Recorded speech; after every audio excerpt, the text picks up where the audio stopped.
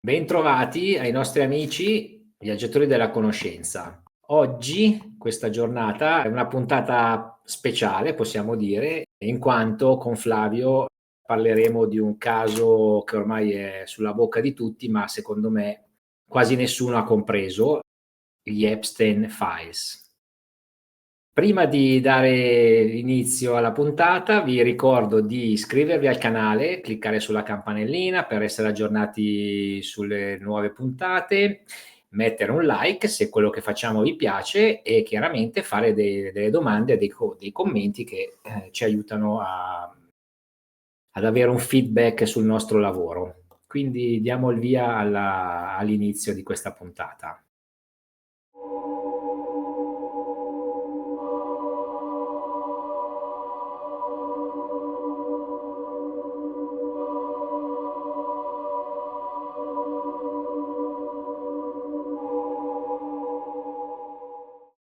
Eccoci, ciao Flavio, ben trovato. Come va in quel della Lombardia? Olimpiadi invernali sono finite? No, fino al 22 sono Ah, ancora in azione, per cui oh la signore. cerimonia di chiusura avverrà tra qualche giorno e per cui mi auguro che la connessione internet resista al sovraccarico e che noi riusciamo a raccontarvi questa storia che si svolge su due piani temporali completamente diversi. Noi, proprio con la collaborazione di Gianluca, abbiamo realizzato anche un video che si intitolava Storia Magistra Vite, dove in realtà bisogna anche ricordarsi quello che è successo, perché sulla base dei risultati e delle risultanze storiche poi si può, non dico prevedere il futuro, ma siccome l'umanità è abbastanza cocciuta e finisce sempre nello stesso imbuto, grosso modo, a scanso di equivoci e di grandi sorprese, si finisce sempre alla stessa maniera. Per cui ora metteremo in parallelo la storia di grande attualità di Epstein o Epstein, è un po' come Frankenstein e Frankenstein del film Frankenstein Junior, sicuramente di origine tedesca, visto il nome, comunque chi se ne frega come si chiama, perché l'importante è tracciare questa doppia linea temporale tra oggi, e quindi sembra un'attualità spaventosa, e quello che è successo 23 secoli fa, per cui 2300 anni fa, esattamente sulla stessa identica falsariga, non è cambiato praticamente nulla, tranne i nomi dei partecipanti e qualche leggera modifica nello svolgimento della storia, perché ci Ok. siamo raffinati, insomma, 2000 anni abbondanti, ci siamo fatti furbi e Ci infatti mancherebbe. poi alla resa dei conti è sempre lo stesso. Per cui, caro Gianluca, introduci il caso di attualità e poi io faccio il parallelo e ti racconto il caso un pochino più vecchio che abbiamo archiviato grazie alla operazione letteraria di niente meno che di Tito Livio. Quindi non siamo in due, siamo in tre questa Ottimo. sera. Sono proprio curioso se riesci a trovare una similitudine a quello che sto per dire, perché allora, vabbè, diciamo la cronaca, bene o male, la conoscono tutti perché tra televisioni, anzi, dobbiamo dire una cosa prima di tutto, che c'è un atteggiamento molto di prudenza da parte dei giornali e delle televisioni in Italia, mi sembra di percepire, perché si rendono conto di andare a calpestare delle situazioni un po' abbastanza di alto livello, considerando che la compagna di Epstein è cos'è, la nipote o la figlia di uno dei più grossi editori inglesi, Maxwell, no? A parte questo, la cosa che, vabbè, c'è poi l'aspetto morboso di quelli, dei curiosi, che quando si parla di questi tipi di crimini o veramente sono delle cose veramente molto brutte, però poi c'è anche una curiosità un po' morbosa sotto questi aspetti. Poi c'è un'altra cosa da dire, che ci sono degli effetti, diciamo, politici, sociopolitici importanti con questi scandali, questi ricatti e quant'altro. Però la cosa che secondo me pochi hanno notato, forse nessuno, allora non si può pensare che tutti questi personaggi, va bene, sicuramente non sono dei santi, delle persone da seguire o da prendere come esempio, però è impensabile che si vadano a ritrovare solo per quel tipo di scopo. Ok, quindi per i loro rituali piuttosto che incontri, fare le loro sesso di gruppo, orge, chiamatele come volete. È impossibile. Quindi secondo me è già un gruppo di persone strutturato con notevoli influenze a livello economico e politico. Basti pensare che molti personaggi facevano o fanno ancora da consulenti sia nei vari governi piuttosto che nelle casate reali, consulenti di tipo economico, finanziario e monetario. Quindi questo gruppo di persone aveva già dei legami, ha già dei legami molto importanti che poi vengono utilizzati a fini informativi, a vantaggio di uno piuttosto dell'altro. Basti pensare ad esempio come mai questi scandali hanno coinvolto, se avete notato, allora la corona inglese, quella norvegese e quella danese, che sono tutte e tre legate ai casati della regina Vittoria, mentre altre, per esempio quella olandese, quella fiamminga, non sono state toccate da questi scandali. Quindi sicuramente ci sono delle motivazioni più profonde rispetto a quelle dell'aspetto sessuale o del ricatto, del mero ricatto.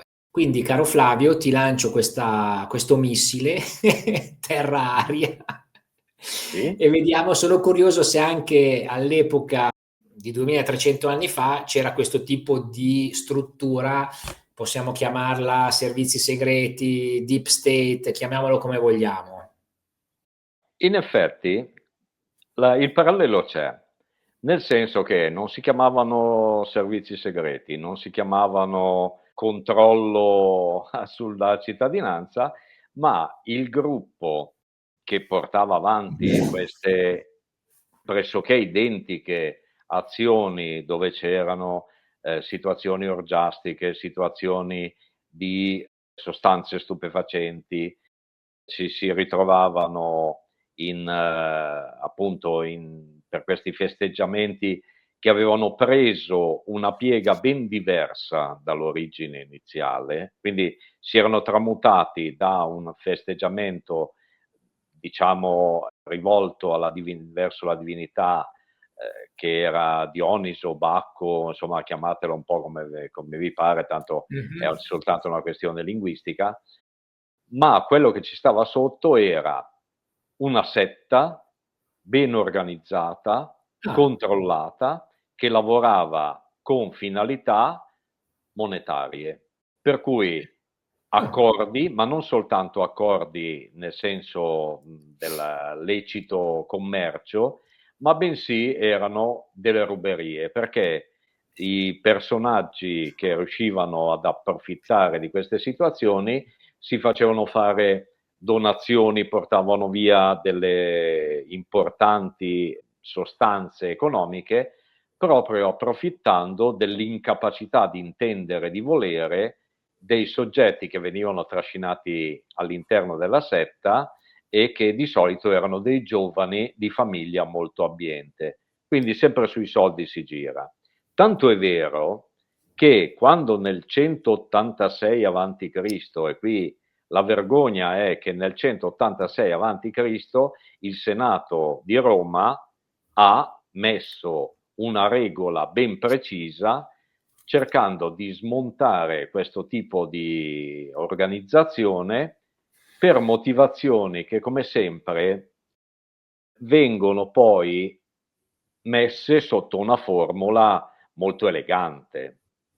E la formula elegante era: le sette non devono esistere perché possono essere un pericolo per l'entità dell'impero romano. Quindi è un lavorare sotto banco, cosa che poi è stata attuata anche per i cristiani che si riunivano, quindi anche quelli erano considerati una setta. Ma nel caso specifico, quando è scoppiato lo scandalo, e già succedeva da tempo immemorabile, perché il caro Tito Livio parla nel suo libro, tra l'altro tanto di cappello alla cronaca, perché sebbene piuttosto concisa, era molto dettagliata. Sappiamo che poi la storia la fanno i vincitori, non le fanno i perdenti, Certo. però il caro Tito Livio è partito proprio con il suo libro Ab Urbe Condita o Condita. Di solito la pronuncia dovrebbe essere condita, però mi suonava un po' strano come latino, e parla dell'origine di Roma e la racconta in modo epico. Perché la racconta in modo epico? Perché dice che l'origine di Roma è derivante dalla guerra di Troia e i profughi che sono sopravvissuti, anzi che hanno avuto il permesso di andarsene perché non erano d'accordo con il cosiddetto tradimento o il mantenere Elena all'interno della città di Troia, hanno avuto il permesso di andarsene, per cui sono stati spediti in esilio.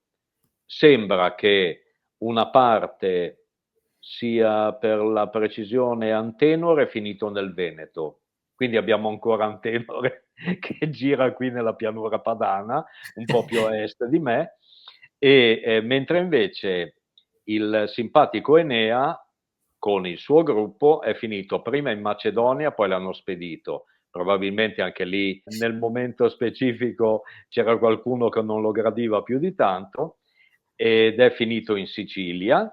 Mhm. Dopo ha ottenuto di essere accolto dal re latino e per cui finalmente è arrivato nel Lazio e quindi ha dato origine alla storia di Roma. Il problema è che esattamente nello stesso modo negli Stati Uniti Sì.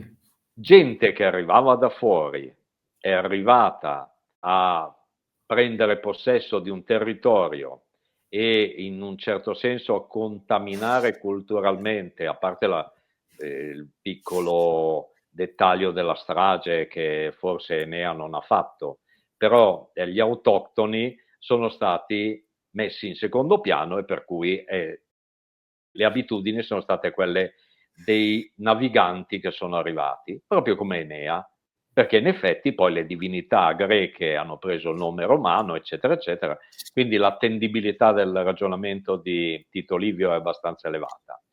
Però che cosa succede? Che quelle abitudini greche poi hanno preso una piega un po' diversa, come d'altra parte con il passare del tempo, dal 1492, quando i primi spagnoli sono arrivati nel continente americano, anche se non esattamente in quello che è l'America nella sua totalità, però da quel momento in poi c'è stata una contaminazione e le simpatiche abitudini locali degli europei sono diventate dominanti, fino a esplodere. Quanto ci hanno messo? A Roma ci hanno messo 567 anni per arrivare al processo relativo alla setta che frequentava i riti questione dei baccanali. Ah, Dal 1492 ci mettiamo 567 anni e arriviamo al 2059, per cui fra 33 anni chiudono il processo. Il conto più o meno torna di nuovo, no? È di nuovo una questione di soldi. E poi adesso ti lascio un attimo la parola per aggiungere qualche cosa in modo che si capisca, e poi racconterò com'era la questione di soldi che ha scatenato tutto il sistema di, anche di persecuzione poi alla fine, perché i romani quando ci davano dentro non andavano via tanto leggeri, ah, certo. per cui una buona parte dei condannati sono stati mandati a morte, quindi d'accordo, vabbè. Però c'è stato, come sempre, come è successo anche in questa occasione, l'episodio scatenante. Sì, che è solamente la punta del, cioè, è quello che volevo dire precedentemente, che appunto ci si sta focalizzando su degli aspetti che allora sono gravissimi, sono deprecabili, da condannare al 100% perché violenza su delle donne o su delle ragazze o su delle ancora minorenni sono delle cose assolutamente deprecabili, ripeto, però secondo me non è quello l'aspetto fondamentale, cioè è stato spostato l'attenzione su quello, ma dietro ci sono delle ragioni, come ho detto prima, ci sono delle ragioni più profonde, cioè questo si tratta di lobby che vogliono, che poi come adesso che ti stavo ascoltando, probabilmente presi dall'euforia, dall'eccesso di avidità, di onnipotenza, se ne fregavano pensando di essere assolutamente impunibili, no? Andavano su quest'isola, cioè addirittura che Epstein invitava questi, ma lui non c'era neanche, cioè li faceva andare lì e questi, cioè quindi era proprio una cosa quasi ormai diventata come se fosse una casa vacanze, non lo so, una roba del genere, no? Per cui veramente una cosa tristissima. Quello che il parallelismo, che poi secondo me si potrebbe poi magari parlarne meglio alla fine, però volevo lanciarti questo spunto, è che quindi stiamo arrivando comunque a una lotta, perché allora questo Trump è stato lui poi alla fine a dire tiriamo fuori questi files, no? Perché con Biden non era successo. È vero che ne hanno desecretati una piccola parte, quindi probabilmente ci stanno facendo vedere quello che vogliono che noi vediamo. Potrebbe essere anche questo, perché più di 2/3 dei files, delle email e di quant'altro non sono stati resi pubblici. Però credo che questo sia il preludio a un'implosione del sistema, cioè come l'impero romano alla fine è imploso su se stesso, quindi cioè le cause di una scomparsa di un impero vengono sempre dall'interno, da delle debolezze interne. Noi adesso stiamo vedendo gli Stati Uniti che fanno i muscoli, fanno vedere a destra e a manca, però piano piano si stanno sgretolando al loro interno. E per cui questo potrebbe essere uno dei segni più evidenti di questo smembramento della società, dell'economia, quindi della potenza americana. Tra l'altro hai proprio detto una parola magica, che è quella dell'idea di essere impunibili, appartenendo a una cerchia o una setta, una congrega, un simpatico club, chiamatelo un po' come vi pare, però c'è l'idea di essere al di sopra della legge. Ed Esatto. essere al di sopra della legge era esattamente anche la stessa cosa appunto al tempo dell'antica Roma, perché finché facevano questi festeggiamenti, va bene, per inciso, aperta di nuovo una parentesi, anche al tempo dell'antica Roma c'erano delle accuse di sacrificio umano Sì, sì. e qui di nuovo allegramente si presentano le stesse identiche condizioni. Però, vabbè, chiusa la parentesi, procediamo e vi racconto in qualche modo, in modo molto sintetico, la storia. All'atto pratico, un simpatico ragazzo che negli annali non viene nominato Mm. per questioni di privacy, e qui adesso anche quella è una roba moderna e infatti ha soltanto 2300 anni, ma questo ragazzo era figlio di un militare, un cavaliere, per cui un militare decisamente abbiente, non era l'ultimo arrivato, che era morto prematuramente. E questo simpatico personaggio, vediamo un po', si chiamava Publio Ebucio. Muore il padre e per cui il ragazzino molto giovane viene affidato ad un tutore, cosa che avviene ancora adesso. Poi quando si parla di diritto romano si pensa a chissà che cosa, poi le regole sono sempre le stesse. Certo. Il tutore muore anche lui. Quindi sto ragazzino avrà detto, porca miseriaccia, che scarogna che mi porta addosso. Sono io che Viene, porto sfiga. viene sì, per sottolineare come si creino i sensi di colpa nella vita di una persona. Viene affidato alla madre, la quale nel frattempo però si è risposata Risposata. con Mhm. simpatico Tito Sempronio Rutilo, Mhm. il quale aveva una diciamo, una leggera pecca, visto che la moglie, che tra l'altro era decisamente succube al potere maschile di questo soggetto, era abbiente, ma i beni sarebbero toccati al figlio, lui certo. nel frattempo se li è bruciati fuori tutti. Ah, non ha Sì, bruciato il figlio, ha bruciato no, i beni. ha bruciato i beni, ma siccome il figlio stava arrivando alla maggiore età, quindi avrebbe potuto reclamare il suo avere che ormai era partito, cosa succede?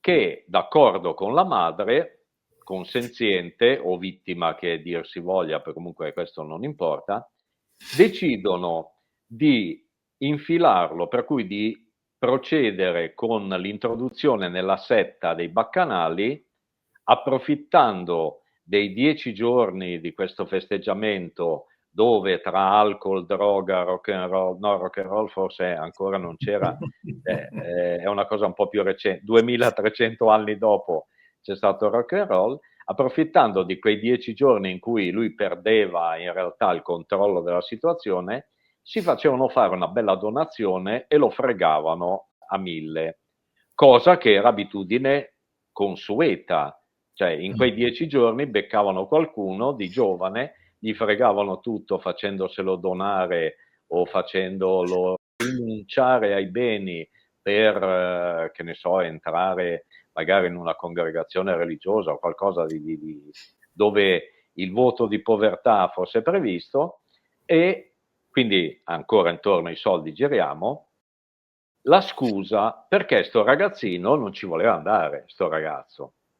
E la madre lo convince ad andare dicendo che quando lui era malato qualche anno prima, ancora più piccolo, aveva fatto un voto che se fosse guarito lo avrebbe dedicato a Bacco e quindi l'avrebbe inserito nella setta dei baccanali. Si è inventata tutta la bella storia, che anche quella corrisponde abbastanza all'attualità, perché si inventano di quelle storie che non stanno né in cielo né in terra, pur di fregarti, quindi amici come prima. Chi ha salvato il simpatico ragazzo?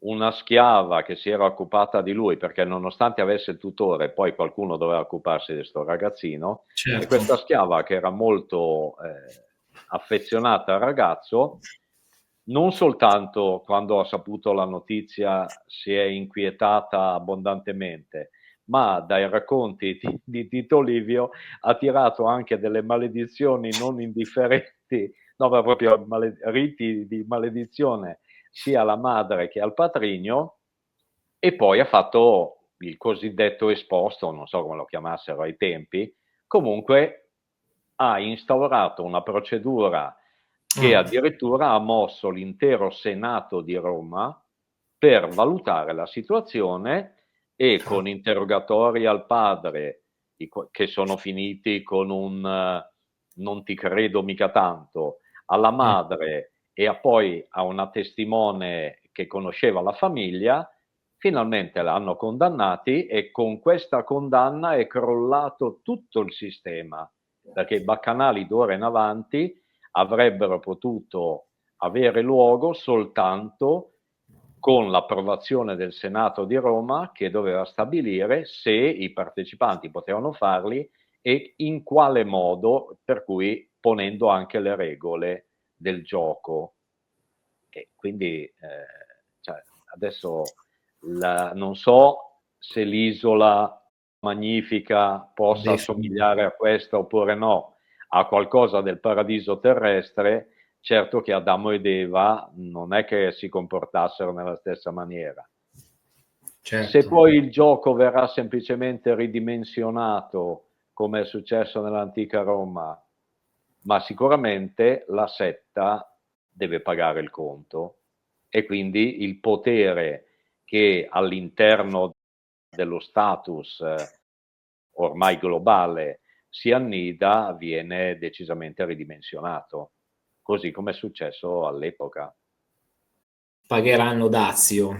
Poi bisogna vedere se i più furbi riusciranno a cavarsela. Potrebbe essere sì una lotta tra fazioni di un certo tipo, perché può essere, assolutamente. Sai cos'è? Che effettivamente quando parlai prima della, della privacy, cioè oggi come oggi il fatto che loro si pensassero al di sopra di tutto, sì, però con la tecnologia, con tutte queste sistemi di comunicazione, di controllo, chat, SMS, email, WhatsApp, videochiama, è impossibile. È impossibile perché comunque c'è sempre qualcuno che vede passare questi comunicati, che sia colui che fa le trasmissioni da presso i centri dei satelliti, chiunque. Insomma. E mi è venuto in mente, in Italia abbiamo un esempio, no, di uno che ne combinava di ogni, ma era intoccabile. Perché? Perché non c'erano tutte queste tecnologie, i telefonini, le chat, ma se no, cioè, l'avrebbero, penso, oggi come oggi, non avrebbe avuto quell'aurea di intoccabile. Il rischio di toccarlo avrebbe comportato una destabilizzazione superiore a quello di lasciarlo andare avanti. Quando una struttura lobbistica inizia a vacillare, significa che ce n'è un'altra che ritiene di poter raggiungere la supremazia. Si tratta della stessa dinamica che promuove la caduta degli imperi. Quando la dimensione dell'impero è diventata più grande dell'area controllabile, si assiste al suo declino e, quasi immediatamente, un altro impero inizia la sua ascesa. E quindi ritieni che pagheranno dazio e cosa succederà? Pagheranno dazio, verranno ridimensionati pesantemente perché ormai il Ok? procedimento è iniziato, ci metteranno i 33 anni di cui mi tornava il conto prima, perché la gente deve dimenticare nel frattempo. Quindi adesso la notizia sta spopolando e quindi ci possiamo scordare anche se dovesse venire il diluvio universale, sarebbe situazione secondaria rispetto all'attenzione che viene dedicata a questo, attenzione parziale, perché poi giustamente facevi presente che non è che te la raccontano tutta, Ma l'importante è tenerti allegro e certo. quindi far sapere che qualcosa sta succedendo. Poi con il tempo, pian pianino, quando si arriverà poi a una soluzione, lo vediamo anche con le inchieste parlamentari sulle azioni che sono state fatte correttamente per il Covid oppure no, quando poi arriva fuori una soluzione dici: "Ma il Covid, ma chi era?" "Ma mio nonno Infatti. c'aveva il Covid." "Cos'è il Covid?" "Boh, che ne so." Con la lentezza di cui sopra forse salterà fuori qualcosa, ma Perché non è che guardo molto le televisioni, però sentivo guardando online, quindi sui canali, diciamo, non il mainstream, appunto evidenziavano il fatto che i giornali e le televisioni non diano tutta questa importanza a questi avvenimenti, invece sul web indipendente se ne parla molto, quello sì. questo è vero e quindi è il rischio di avere delle forme di comunicazione molto più ampie, quindi è ovvio che poi il comunicato che fa un gruppo di Eh, forte importanza ha detta una legge, per valenza, cui certo. mentre la controinformazione sono 100.000 voci e quindi vale a beccare tutte, però al di là di quello perlomeno c'è questa possibilità. D'altra parte la balia del povero ragazzo poi è andata in Senato a denunciarlo, quindi non c'era bisogno la telecamera, qualcuno che provvedeva, in ogni caso c'era lo stesso e che faceva scoppiare poi la bolla, però quello che si può controllare telematicamente sopperisce al fatto che la società non è più legata come prima, altrimenti poi le voci sarebbero corse ugualmente.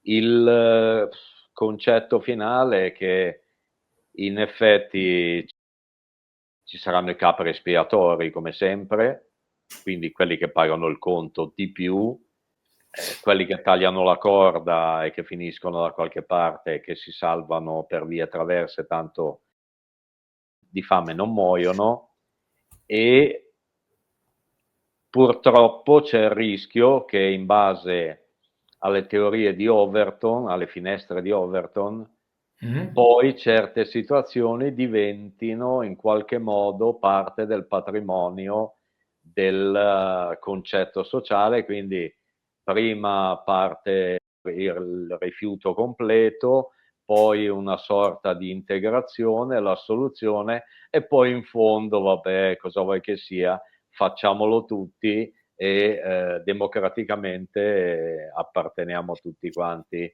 a un gioco che è poi criminale, per cui i capri espiatori vengono beccati e gli altri. Non so, è strano anche la cosa che sta, non so se hai sentito sicuramente, quello che dicono sia successo in Cina, cioè un tentativo di colpo di Stato, l'epurazione di tutti i vertici militari da parte di Xi Jinping. E anche quello sembra, cioè dopo ormai quasi 40 anni che la Cina galoppava come una locomotiva, probabilmente può essere che anche loro quando si arriva ad avere tanto potere, poi scatta nell'essere umano in qualsiasi epoca questa avidità, questa forma di onnipotenza che poi ti porta a fare delle cose. Diciamo che c'è la dipendenza da un risultato sempre più elevato, per cui non è come il bicchiere che quando l'hai riempito più di tanto non ci entra.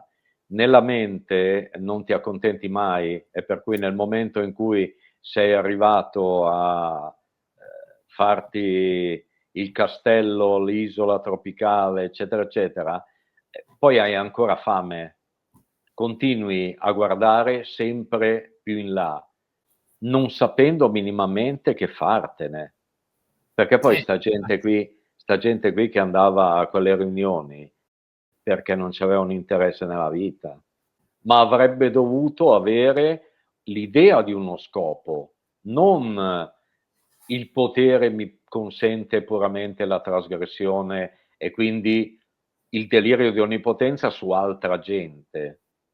Eh sì. Io sono Dio e tu sei una schifezza, che poi non basta mai. Devi fare sempre la scalata e arrivare sempre più in su.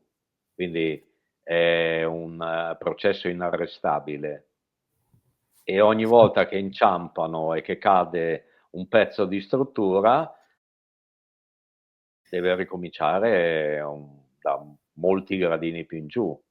Poi che venga annullato totalmente, boh, speriamo, ovviamente, ma è insito in certe persone e, come si suol dire, quando due persone si assomigliano, si incontrano Ah, certo. e fanno gruppo. Il problema è che in realtà lo facciamo anche noi nel nostro piccolo, perché tra persone che la pensano nello stesso modo cerchiamo di confrontarci, ma senza il delirio di onnipotenza. Tutto lì. Per cui non vogliamo obbligare gli altri a pensarlo come noi. E qui invece la situazione è esattamente l'opposto. Con il delirio Sì. di onnipotenza c'è la schiavitù immediata. Sì, sì, perché questi proprio hanno messo, cioè, le lobby, c'è un personaggio che fa parte ancora della Casa Bianca, addirittura c'era una coppia della famiglia, di una famiglia reale lì in Inghilterra che sono andati a fare la notte di nozze alla Casa Bianca, cioè, quindi questi praticamente, cioè, se la cantano, se la raccontano tra di loro, come dicevi, pensando di essere i padroni dell'universo, sì. In ogni caso il controllo è talmente ampio che non Yeah. si può pensare che non siano al corrente delle situazioni, anzi viene persino il dubbio che certe forme di apparente ingenuità siano già calcolate anche quelle. Una cosa che io, vedendoli, cioè comunque alla fine non mi sembrano, a prescindere, persone felici, o sbaglio? Io penso che se sei vittima del dominio di un vizio capitale qualsiasi, la felicità non faccia parte del tuo bagaglio, Oh, non ne hai la possibilità, perché se la tua tendenza a schiavizzare tutti e a sentirti Dio è perché sei automaticamente schiavizzato tu in prima persona e quindi sei schiavo di te stesso o di qualcosa ancora di peggio, per cui la felicità non, neanche se te la dipingono sul muro riesci a capire cosa significa. Mantenere la parola data, la responsabilità di quello che fai, tutti elementi che sfuggono totalmente da determinati ambiti umani. ma ecco, infatti, sfuggono da ambiti umani, ma quindi, cioè, io poi spesso mi vengono questi pensieri, dico, ma alla fine questi potrebbero non essere neanche degli umani, cioè avere veramente degli input che non sono, cioè, inconsciamente magari, però. Questa è la speranza di chiamarsi fuori dal genere umano per dire loro non sono umani e così almeno io mi posso salvare. In realtà, in realtà il genere umano ha la doppia valenza e pertanto, essendo dotato di libero arbitrio fin dal primo momento, può Ok. scegliere. Il problema è che se tu scegli di essere onesto con te stesso e con gli altri, è una scelta tua, potresti non esserlo, rendendoti conto che potresti fare il contrario, ma volontariamente scegli di fare quello che fai. Oh, quindi possiamo dire che a tanta bruttura si può contrapporre tanta bellezza.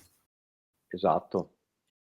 Però dobbiamo dire perché bisogna avere questa morbosità su queste informazioni e ci sono alcuni che sostengono di non parlarne più perché creano, come stavi dicendo, anche la possibilità poi di una assuefazione fra 20 anni, fra 30 anni potrebbe diventare, non dico una cosa accettata, però neanche condannabile.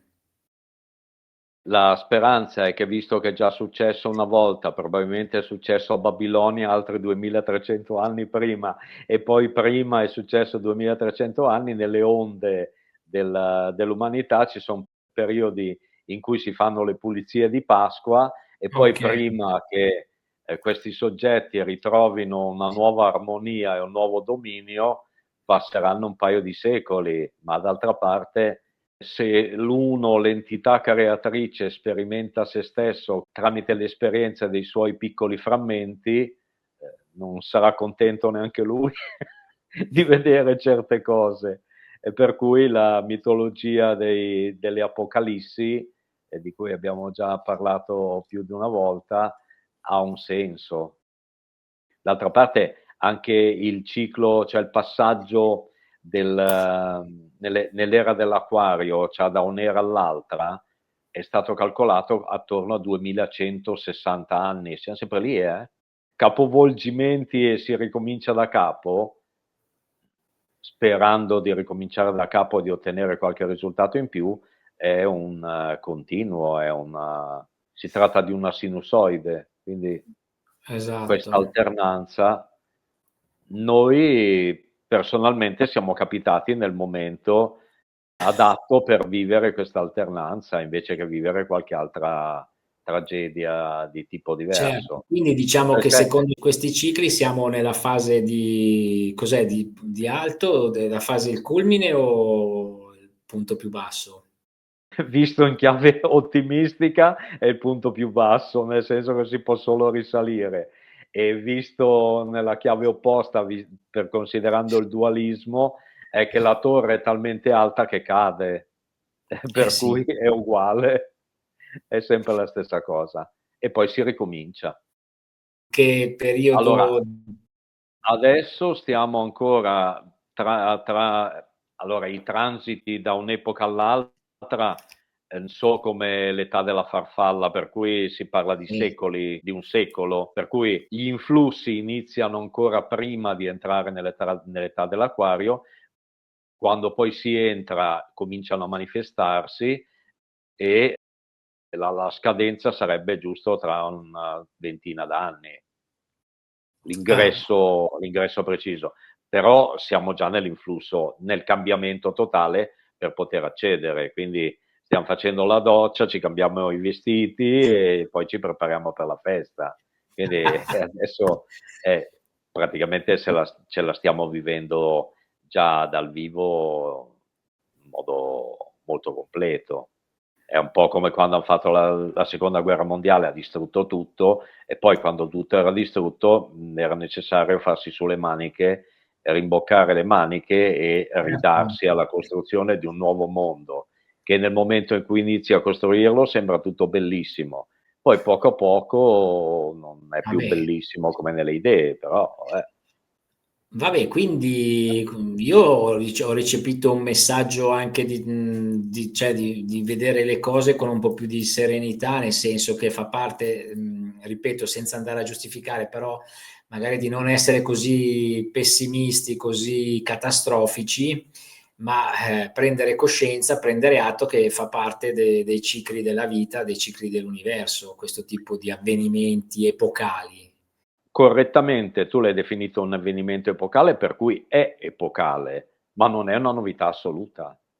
Non possiamo e non dobbiamo pensare mai di essere gli unici umani che toccano determinate situazioni. Infatti.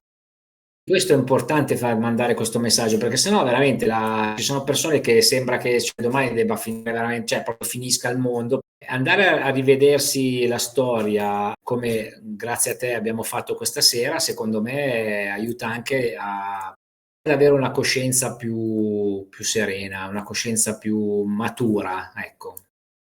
E quindi anche in questo caso non si tratta tanto di umiltà in senso lato, quanto di ridimensionare la presunzione.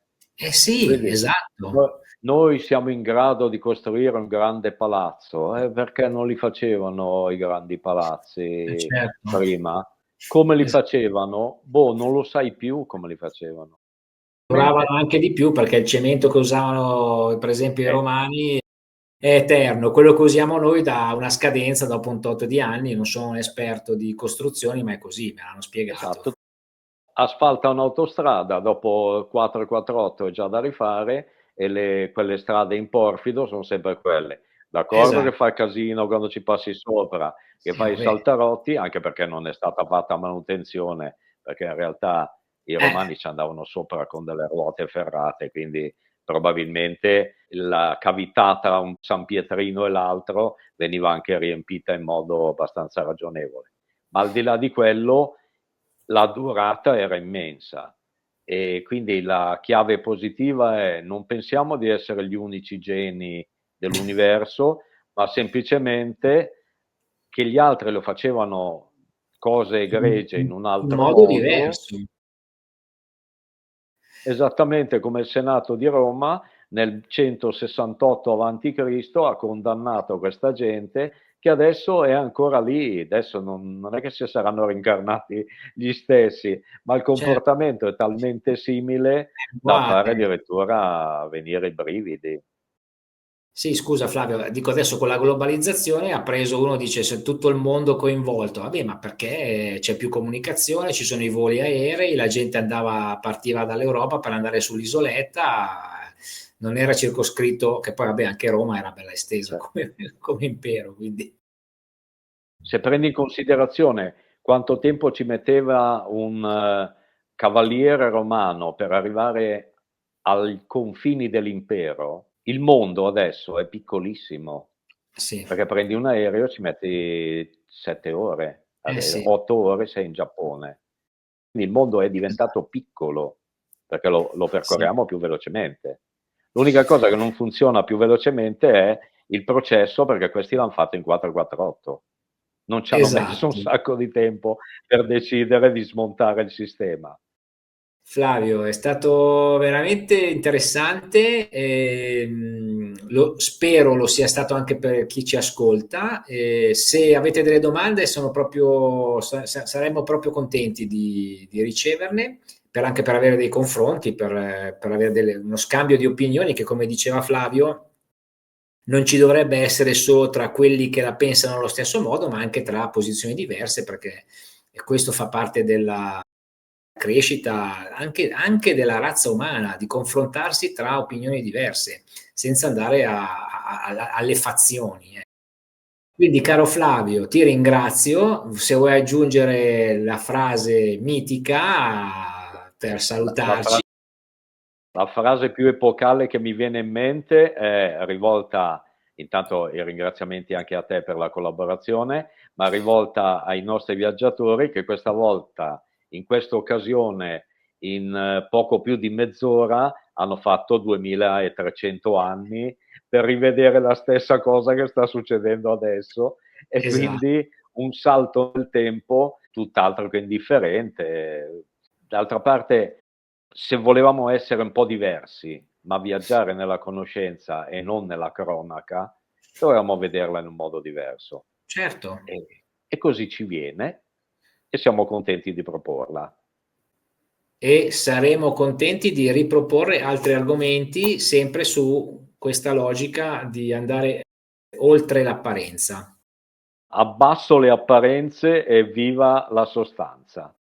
E viva la sostanza. Flavio, come sempre ti ringrazio tanto e ti do appuntamento, diamo appuntamento alla prossima, che vedremo che cosa parlare, decideremo in base alle nostre idee e pensieri. Il dominio della fantasia. Ogni volta che ci Esatto, viene qualcosa di diverso, noi lo facciamo.